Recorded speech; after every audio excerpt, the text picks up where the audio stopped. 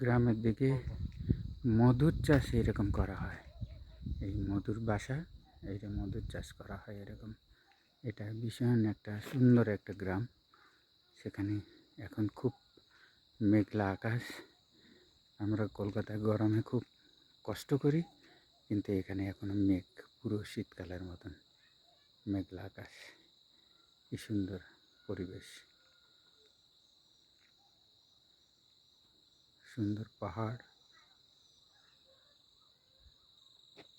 আমরা বাজারে কোয়াশ খাই, কোয়াশের গাছ অনেকেই দেখতে পাইনি। এই দেখেন, এটা হচ্ছে কোয়াশ, কোয়াশ গাছ।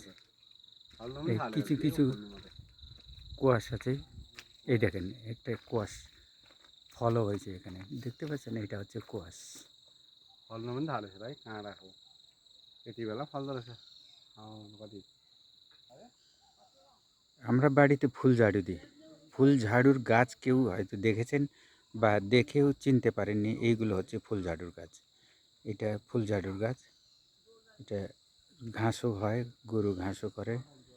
আবার ওই দিকে দেখেন, ওই গাছগুলো, ছোট ছোট গাছগুলো, ওইটা এলাচ গাছগুলো, ওই যে একদম এলাচ গাছ।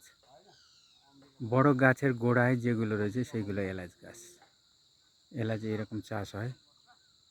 আমি এমন একটা জায়গায় এসেছি, সেখানে এলাচ গাছ, ফুল ঝাড়ু গাছ, আদা গাছ, নানা রকমের গাছ এখানে পাওয়া যায়। খুব সুন্দর জায়গা। এটা কালিম্পংয়ের একটা জেলার মধ্যেই পড়ছে, কালিম্পং জেলার মধ্যেই পড়ছে এটা। খুব সুন্দর জায়গা।